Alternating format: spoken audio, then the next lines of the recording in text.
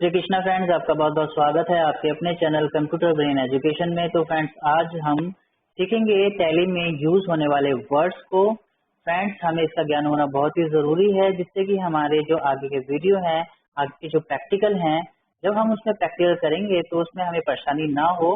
तो इसलिए हमें ये वर्ड का ज्ञान होना बहुत ही जरूरी है। तो फ्रेंड्स, वीडियो को शुरू करने से पहले अगर अभी तक आपने हमारा चैनल सब्सक्राइब नहीं किया है तो सब्सक्राइब करें, बेल आइकन को जरूर प्रेस कर दें, जिससे कि हमारे नेक्स्ट वीडियो भी आपको आसानी से मिलते रहें।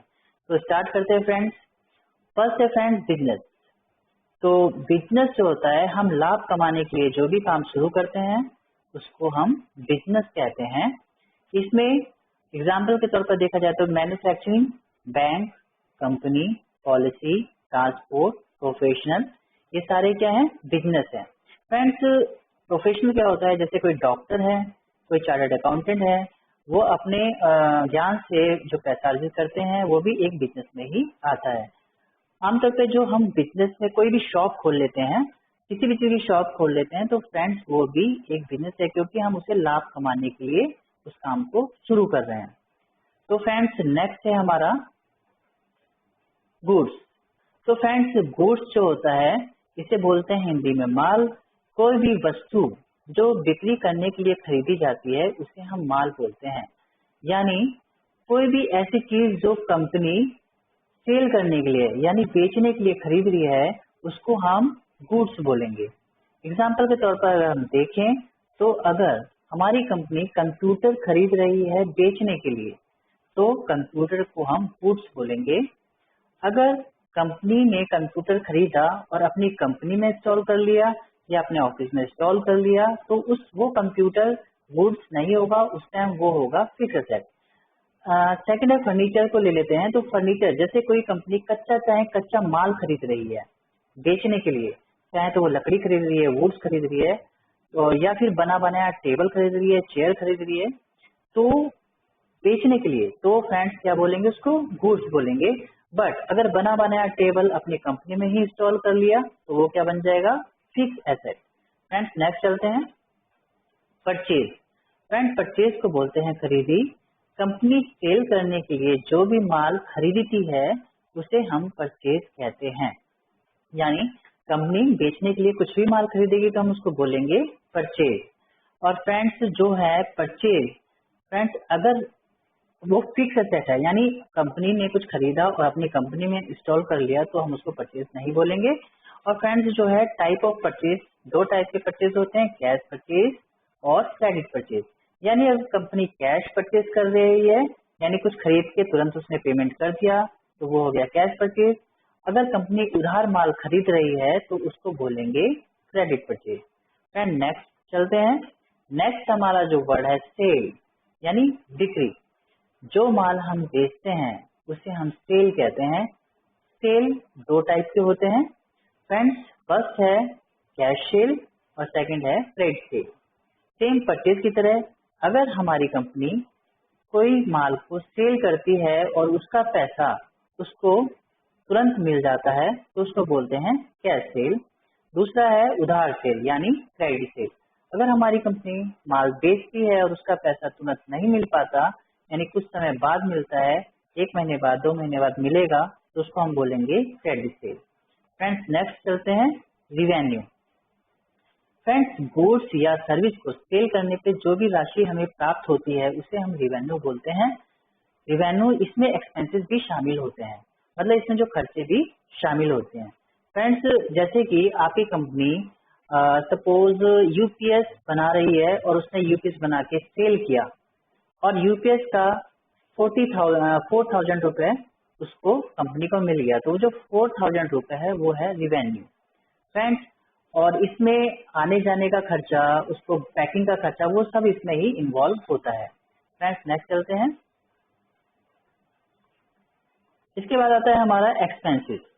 तो फ्रेंड्स, कंपनी धन कमाने के लिए अपनी कंपनी या एम्प्लॉय पर जो पैसा खर्च करती है उसे हम एक्सपेंसेस बोलते हैं।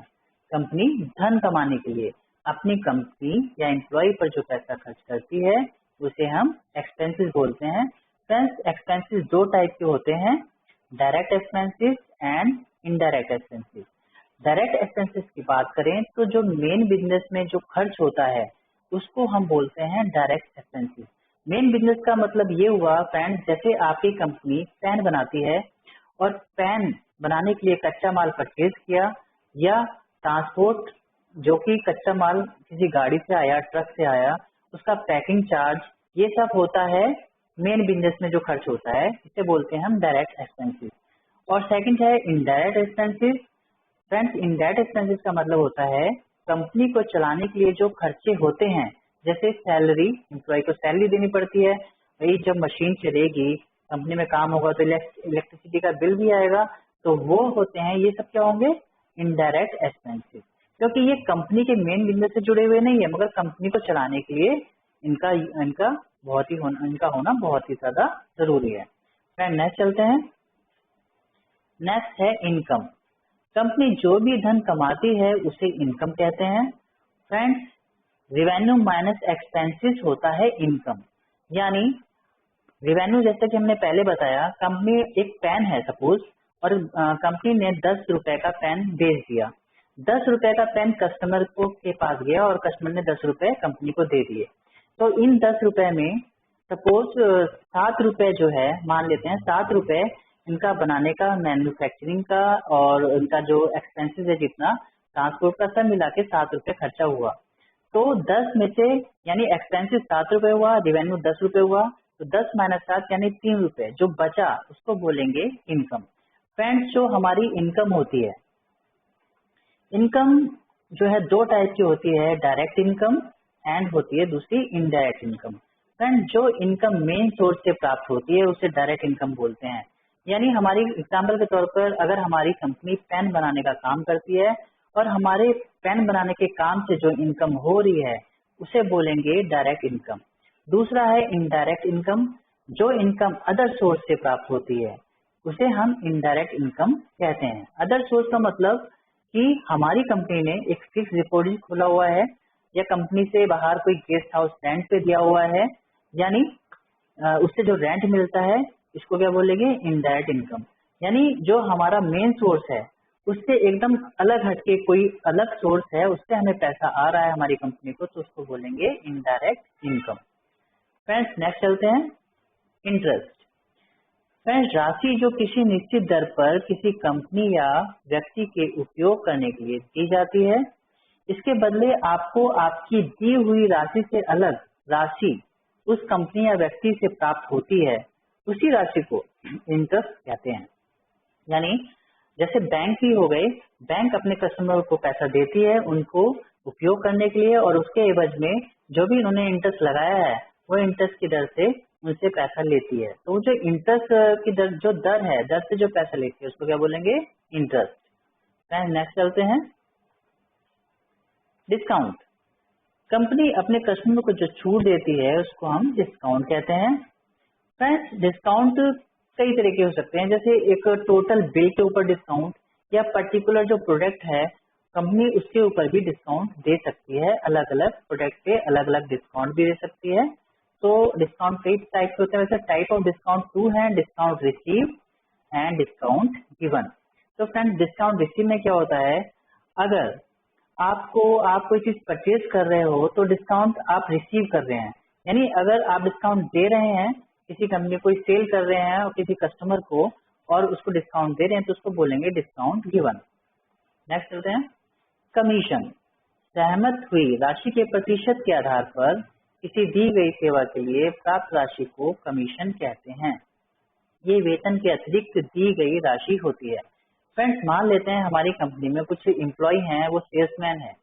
अब उनको सैलरी तो मिलती है और उनको ये कह दिया जाए कि अगर तुम कोई एक प्रोडक्ट या ये प्रोडक्ट आप इतना सेल करोगे तो इतने % आपको और पैसा मिलेगा। तो यानी राशि से अतिरिक्त जो वो पैसा मिल रहा है, उसी पैसे को हम कमीशन कहते हैं। नेक्स्ट चलते हैं फ्रेंड्स, सर्विस। फ्रेंड्स, गुड और सर्विस में इतना अंतर है कि गुड्स को हम छू सकते हैं जबकि सर्विस को हम छू नहीं सकते। सर्विस भी बेची और खरीदी जाती है। एग्जाम्पल के तौर पर अगर हम करें बात मशीन रिपेयरिंग, जैसे कंपनी की कोई मशीन खराब हो गई और मशीन को रिपेयरिंग करने वाला कोई इंजीनियर आया, उसने मशीन रिपेयर किया और कुछ पैसा लिया और अपना कमीशन मतलब पैसा लिया और चला गया, तो वो जो पैसा है वो क्या है, सर्विस है, सर्विस चार्ज है। इसी तरह से कंप्यूटर रिपेयरिंग इंटरेस्ट, जो आप इंटरनेट चलाते हैं, सॉरी कंप्यूटर रिपेयरिंग, अगर कोई कंप्यूटर खराब हो जाता है और उसको सही करने के लिए कोई इंजीनियर आता है तो वो सर्विस में ही आएगा। अब आप इंटरनेट यूज करते हैं अपने मोबाइल पे, तो जो आप इंटरनेट का पैक डलवाते हैं या इंटरनेट का जो बिल देते हैं, तो वो आप छू नहीं सकते, वो एक सेवा ले रहे हैं आप सर्विस प्रोवाइडर से, तो वो भी क्या है, वो भी एक सर्विस ले रहे हैं आप सर्विस प्रोवाइडर से। आदि इस तरह की और भी चीजें हो सकती है। फ्रेंड नेक्स्ट चलते हैं, कस्टमर। फ्रेंड जिस कंपनी या व्यक्ति को माल बेचा जाता है उन्हें कस्टमर कहते हैं। इन्हें सन्डी डेटर्स भी कहते हैं। सन्डी डेटर्स का मतलब ये वो कंपनियां होती हैं जिनको हमारी कंपनी माल बेचती है, यानी माल सेल करती है। सेकंड है फ्रेंड्स हमारा सप्लायर। जिन कंपनी या व्यक्ति से माल खरीदा जाता है उन्हें हम सप्लायर बोलते हैं, यानी हमारी कंपनी जिन कंपनी से माल खरीद रही है उन कंपनियों को सप्लायर कहते हैं और इनको बोलते हैं sundry creditor. Okay friends next चलते हैं, बैड डेट। बैड डेट का मतलब होता है डूबत ऋण। जो अमाउंट कस्टमर से लेना होता है पर वो रिकवर नहीं हो पाता, तो जो रिकवर ना हो पाया हो तो उस अमाउंट को हम बोलते हैं बैड डेट। एग्जाम्पल के तौर पर अगर आपने किसी कंपनी को 1000 का माल सेल किया और उसमें से 100 रुपए का माल खराब निकल गया, तो उस कंपनी ने बोला कि जी 100 रुपए हम आपको नहीं देंगे, ये तो माइनस करके देंगे, नहीं तो अपना सारा सामान वापस ले जाओ। तो मजबूरी में हमें वो जो 100 रुपए है हम उसको माइनस करके उससे पैसा ले लेंगे। जो 100 रुपए हमें मिलना था कस्टमर से, जो नहीं मिल पाया, उस 100 रुपए को ही हम बोलते हैं बैड डेट, यानी डूबत ऋण।